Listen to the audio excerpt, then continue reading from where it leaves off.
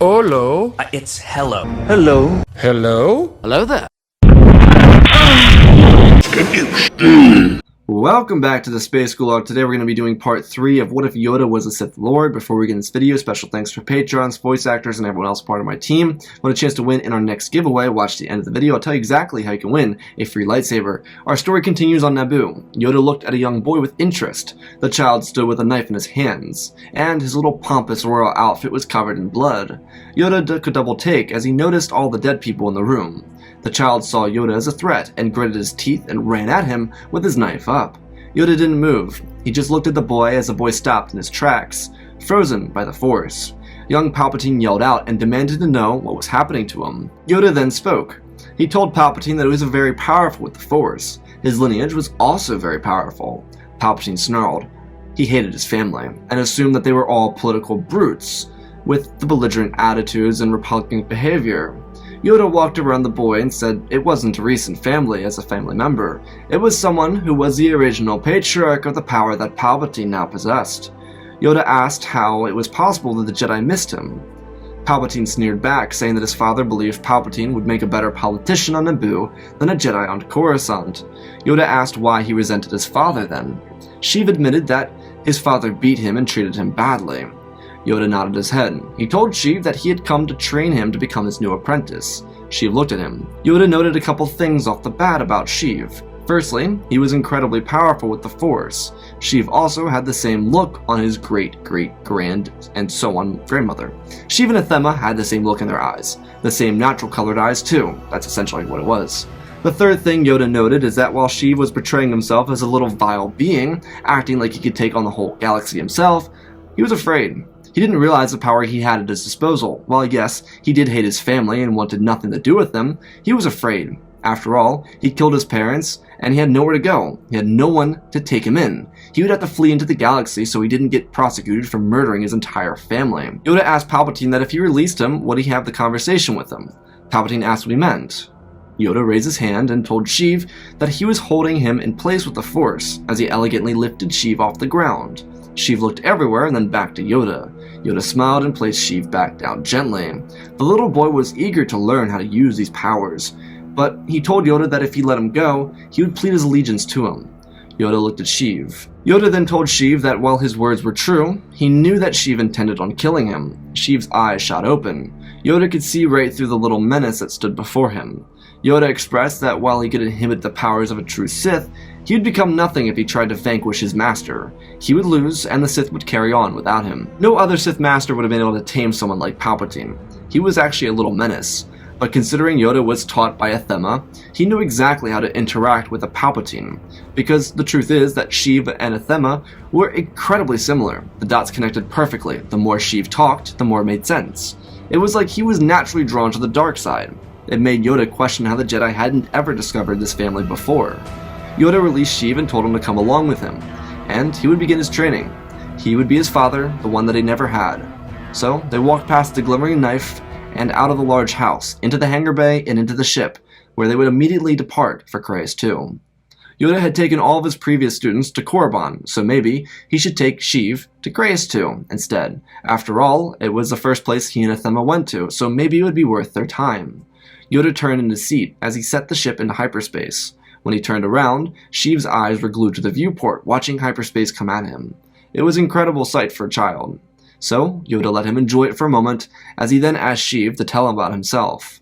There wasn't much Sheev had to say that he hadn't already said. He was the son of a political family that used to have a lot of influence on Naboo, before they were all killed. Sheev was curious about Yoda, and everything that Yoda had to offer. Yoda started telling Sheev that he was in his early 800s at this point. He had trained several Sith, many of which tried to kill him. Every single one of them failed. Sheev was in awe. Yoda continued. He started talking about the downfall of the High Republic and how we contributed to that, and how his next target was the Jedi Order itself. Palpatine listened as Yoda expressed that if only the Sith had come before and done their job correctly, then maybe they would have already defeated the Jedi, and Sheev would have been able to live a life of luxury. But if Sheev worked as hard as his ancestor did, then together they could become the most powerful beings in the galaxy. The truth is that Yoda was already one of the most powerful beings in the galaxy, and Sheev had the potential to become the other. more like a Thema. His midichlorian count was just a bit higher than hers anyways, but the blood that flowed through Sheev was the same that passed through a Thema. When the two arrived at Creuss 2, Yoda showed Sheev around the temple, where they would occupy. Palpatine was also to be introduced to the Sisters of Darkness. Yoda then showed Sheev what the true power was by slaughtering one of the sisters and watching them all crawl to their knees and submit themselves to him. Sheev smiled as he watched the sisters all bow to them. Yoda took Sheev inside of the temple and watched as it began to glow. Yoda continued talking to Sheev, telling him that there was a Sith name his ancestor would have wanted him to have. It was in her room before she passed. It was a vision that came to her, and the same information that led Yoda to Sheev was the same that was the name. Regardless, the name was Sidious, and if Sheev wanted it, he could have it. Sheev welcomed the name with pride, as Yoda took the newly crowned Darth Sidious to the tomb of his ancient grandmother. Yoda told stories about Athema as he showed Sheev what stood before him. Yoda then warned Sheev not to mess with it. There was a curse protecting Athema from intruders, and if he messed with the tomb, he would be consumed and cease to exist. Sheev looked at Yoda with shock and then turned around and took in the view of the temple. Yoda placed Athema's tomb in the most remarkable spot inside of the entire temple. The lighting around her tomb was perfect and the view was even better. Regardless, Yoda took Sheev down to the middle of the temple and began his teachings. For 13 years, Yoda would train Sheev harder than any other student he'd ever had. Sheev appreciated it. The training was difficult, but he was more powerful, and he was powerful enough to keep up with Yoda. While Sheev killed his family in cold blood, he became reliant on his master. Not in a bad way, but he genuinely appreciated his master, and even respected him. Yoda became the father that Palpatine never had. Even more than that, Sheev and Yoda had a very similar bond to that of Athema and Yoda. Of course, for Yoda, this was what he'd been missing. Nearly 500 years since Athema died, and finally he had someone who was worth sharing his knowledge and power with. Yoda thought the wise enough not to give all of his knowledge to Palpatine. He knew that Palpatine would be a possible threat if he did that, and while Yoda could read through everything Palpatine thought, and none of his thoughts seemed to be treacherous, still, Yoda was on edge. Over the last 13 years, Yoda filled Sidious's mind with plans of how they would destroy the Jedi. Yoda had recently discovered a temple under the Jedi Temple that could be weaponized. His plan was to destroy the Jedi Order from below. Though, for Sheev, he was given a choice. He could join Yoda, or he could get himself involved in politics. To Yoda's surprise, Sheev chose to become a senator for Naboo. He'd have to work for it, of course, but Palpatine was already brilliant in the ways of politics. It was just a natural thing for him to be good at. Yoda trusted a student, and so the two of them split up. Palpatine went back to Naboo at the rightful age of 21, and kept in close contact with his master. At the same time, he wielded the two blades that once belonged to his great, and so on grandmother. They were beautiful lightsabers. The hilts were shiny and they hadn't been damaged, even in all the years since Athema died. Palpatine kept them because out of all of his relatives, he genuinely cared for Athema and loved the stories of how she helped revive the way of the Sith and passed it down onto Yoda to carry on that legacy. While Palpatine was on Naboo, he would have an encounter with a Jedi named Hego Damask II. He was a taller man from the planet Mygeeto. His species was a Mun. Palpatine didn't like the man, but he was able to avoid him and continue working on his scheme. Palpatine intended on jumping through the political ranks. The plan for Palpatine to be the death of the Republic, while Yoda was going to be the death of the Jedi. The responsibility fell equally on the two of them. Yoda was able to sneak down below the Jedi Temple and get into the Sith Temple below. But there was a tragic issue. Because the Jedi knew the temple was there, they immobilized it. The entire structure was a weapon, and while the Jedi didn't destroy it, they made sure that it couldn't be used if the Sith ever discovered it. So, Yoda now had the difficult decision. He had to figure out a new scheme to take the fight to the Jedi, because it was currently up to Palpatine to rework the Republic into absolute failure. Yoda decided that he needed time to think. So much failure in one life surely hurt. Without telling Palpatine, Yoda went to Exegol to figure out what he would do.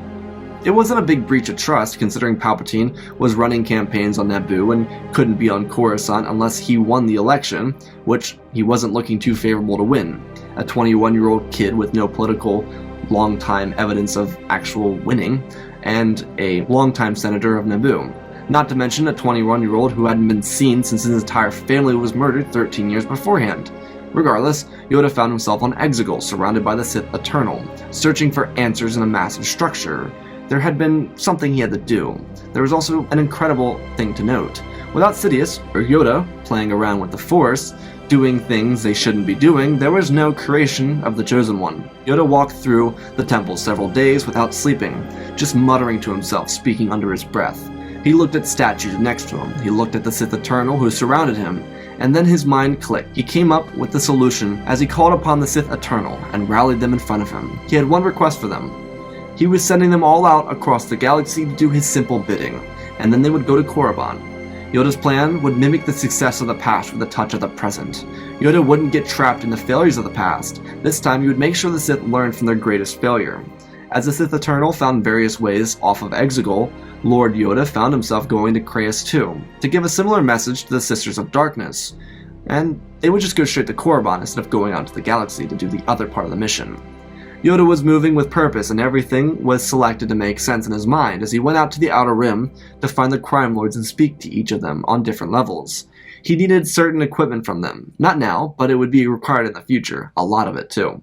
They thought Yoda was a bit insane, but all the crime lords did owe Yoda. It was negotiated that if they successfully took over the Outer Rim, which they did, then Yoda could have whatever he asked for in the future. They didn't expect him to ask for it, though. But Yoda needed to be the one to request it. It couldn't come from a student. The crime lords all assumed their rule would outlive Yoda, but it turned out Yoda finally realized what he wanted from them, and it would be excruciatingly expensive. But they had time to come up with the funds to get it done. Yoda continued on his hot streak as he departed from the crime lords and got to Naboo to find out Palpatine had lost his election. Palpatine was very morally defeated. He had to wait another 6 years to become a senator, meaning he couldn't run for Senate until he was 27. Yoda informed Palpatine that it would be perfectly fine. They would take their time. Yoda admitted that he had his own failures, but then it led him to something else, and what their new plan would become. Sidious understood, but he was interested in the logistics of how it would work. Yoda told Sidious that it would work better than it did in the past, and once they took the power they deserved, then it would be absolutely unstoppable. On the other hand, they needed to come up with reasons for the Jedi to be seen as failures by the Senate. Palpatine understood. He would work rigorously to understand the failures of the Jedi, most of the information being given to him by Yoda, who helped make the Jedi look like the frauds they were. Yoda would also take some time to visit Dathomir. Their current patriarch was Old Daka, the wisest of the witches. Yoda wanted to establish a tighter bond with the Night Sisters. He'd been to Dathomir multiple times over the last several years, and he and Old Daka were friendly for the most part. Yoda came for students of the Force. All of them had been failures. The Zabraks were often too aggressive for their own good, and not loyal enough to Yoda, so they were all killed. It worked out in Yoda's favor though, because he didn't have to worry about non-loyal troglodytes. On the other hand, Yoda informed Old Daka that he wanted to have 2 more students from her village at some point. Old Daka told Yoda that none of the Night Sisters would be permitted to join him, though one of their children, maybe. Old Daka told Yoda about Talzin, who was very well liked as a Night Sister, and she was next in line to become Mother of the Night Sisters. Maybe Talzin would be of assistance, but Old Daka reminded Yoda that the Night Sisters didn't get themselves involved with the politics of the Jedi and Sith relations. It's why they survived and Sith struggled to even remain existent. Yoda certainly understood her position. He didn't like it, which is why for the most part, Yoda and Daka weren't exactly friends. They just got along, but their viewpoints pushed them away from one another. They couldn't come to a common ground. For Yoda having 2 students from Dathomir, this might work in his favor, but he also never knew with Old Daka. Daka told him that she would reach out through the Force when she felt there was a chance for him to have some students. Yoda and Palpatine would reside on Naboo for the next 6 years, staying in the shadows, while the Sith Eternal began their work on Yoda's plan. It was successfully at work. It was in progress, too. The question of the matter was how efficient it would be. Yoda and Palpatine sparred every night on Naboo. They were incredible duelists. Their crimson blades was like lightning, but Yoda had to at least admit that Palpatine was by far the best student he'd ever had. It wasn't even close.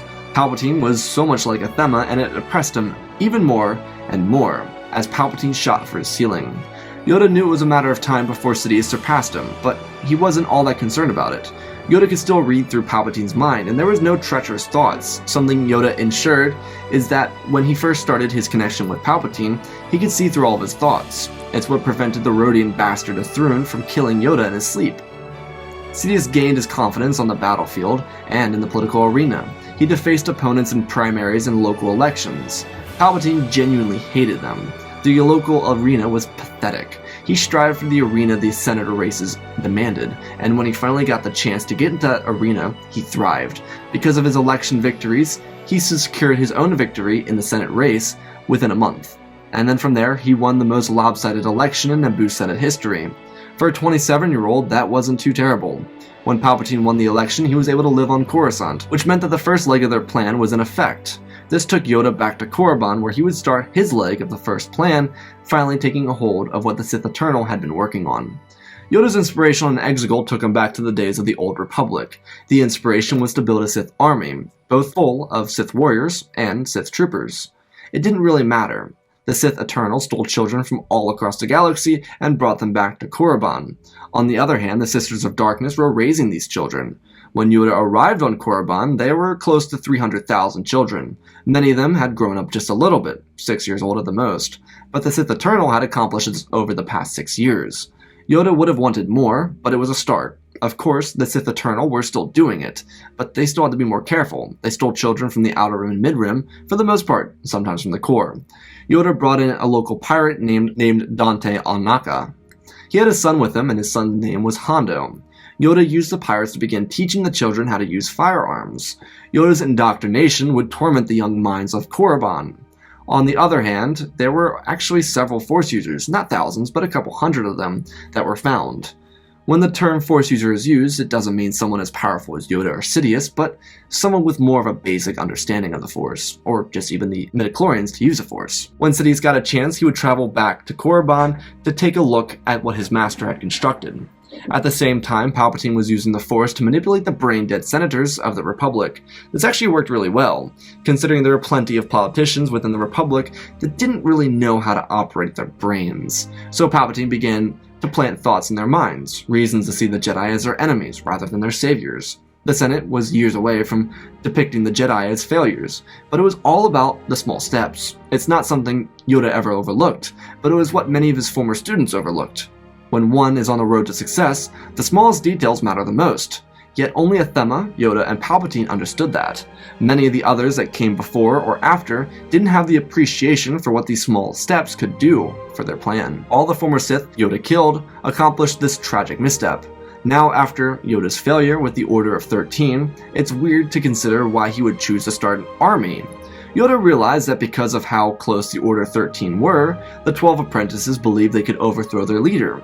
On the other hand, an army of Sith would all be fighting for more power, sure, but they would see Yoda and Palpatine as almost godlike individuals, just in the same respect of how the Sisters of Darkness and the Sith Eternal saw them. Yoda thought this to be an effect idea, so he went with it. So far it was working, but the kids were just kids. With thousands of troopers, those with the ability to use the Force would be able to enjoy a little bit of power, but they would also realize that they had a ceiling. From what Yoda understood, having a larger number would keep everyone in line, because do what others are doing because it's popular mentality. For the next 14 years, it would increasingly grow. The Sith army would grow into 3 million, except it wouldn't be on Korriban. Most of it would be spread out. The most loyal members would have commanding positions, and the new Sith Empire would spread out to Malachor, the Creuss II, Exegol, and Korriban. The Jedi would continue to be exposed. Yoda's Sith would be at the number just over 4,000 members. Force users were hard to come by. Sometimes they got lucky, but this told Yoda that these Sith would have to be trained as well. And it became the only thing he did. He could only train these students. An increasingly difficult task, but he was able to accomplish it. Sometimes Palpatine would be fortunate to get involved, but overall he was manipulating the Republic. On top of that, Palpatine and Yoda had set Trade Federation up to be the potential danger for the Republic, laying the groundwork for a mobilized Sith uprising.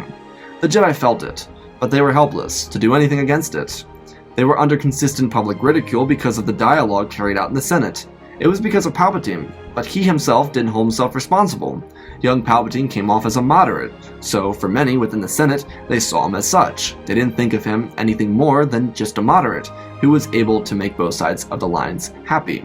Because he was just manipulating. He was using the Force to manipulate others to believe things, and he wasn't actually saying those things. There was manipulation and the Force. He created a lot of tension within the Senate. Sidious didn't anticipate his actions to work so well, but the truth is they worked to perfection. The senators got in heated exchanges over the Jedi, and it began to take up most of their time. Their discussions would be overwhelmingly filled with whether or not the Jedi should be within the Republic or not in the Republic. The Jedi, of course, were more concerned with the Senate than the growing darkness in the galaxy, not to mention their inability to figure out why millions of children had gone missing. By the end of the week, Palpatine had convinced the Senate to remove the Jedi from the Republic. and therefore ousting the Jedi from Coruscant. The temple would remain, and they could go there, but the majority of the Order had to relocate. This actually went for the better, much more better than Palpatine or Yoda could have ever anticipated. On top of that, Palpatine was running for Chancellor of the Republic, and he was extremely popular. Yoda would be informed by his apprentice that the Jedi were leaving Coruscant in mass exodus. This was perfect. Even better was the Jedi were leaving in groupings of thousands, so 1,000 members and a council member would depart for one of 4 planets to begin building up the Order again somewhere else. These massive groups would leave 4 at a time. It was easier, especially with 9,000 members the Jedi Order currently had. The last 1,000 members inside the temple would carry out the rest of the Jedi Council members, but currently these groups were going to 4 different planets to decide which would be the best for the Jedi to restart on. Even better was that Yoda had the locations. With his millions of troops and thousands of Sith, his plan was going to come to fruition. Yoda would dispatch groupings to mimic the numbers, but double them.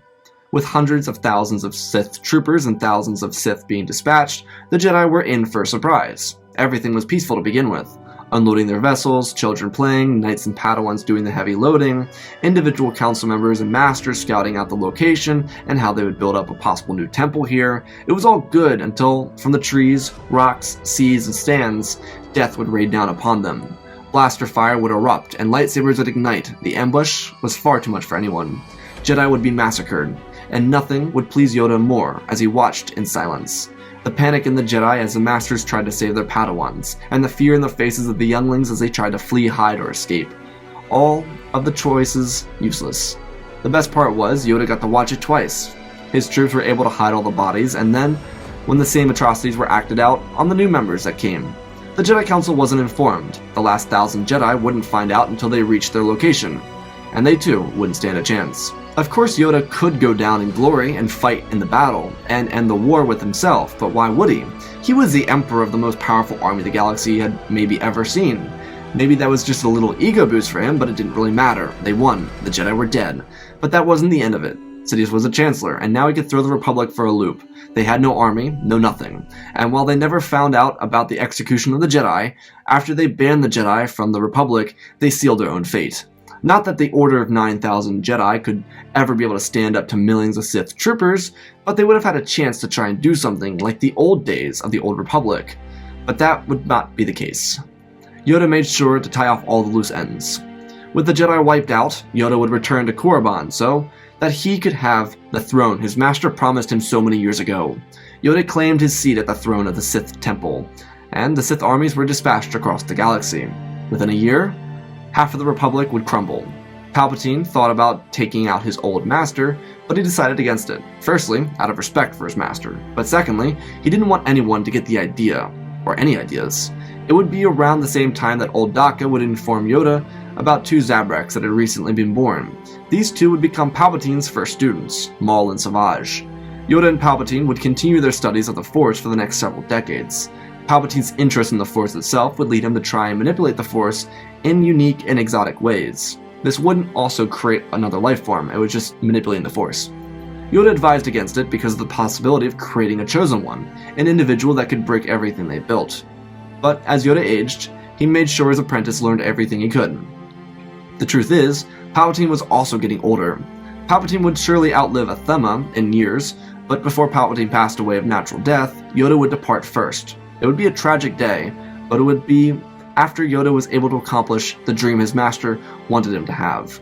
Palpatine would carry on for merely 10 more years as Sith Lord until that role would be passed down to Savage and Maul, who as brothers would take the helm of the Sith and the most powerful Sith army the galaxy had ever seen.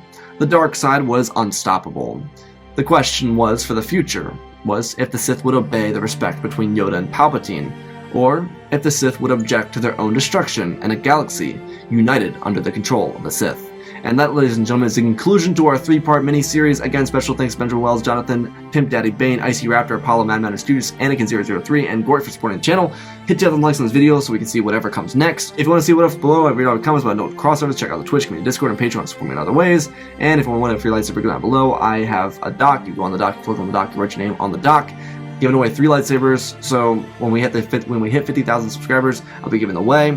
And check out these other channels. I got a bunch of new channels under my brand name, so go check them out. Got a ton of new content coming out All the content will come out on Saturday or Sunday this weekend, so stay tuned. And the importance of waiting for a series to end is what we're going to talk about. So I've got the comments all across these videos. Now, I'll be honest, I don't really care about hate comments. They don't bother me. They kind of just go through me. That's the whole point of hate comments. Just keep it in the comment section. I don't really care. But there are a lot of people talking about the story. When it's a parted series, there's gonna be a conclusion.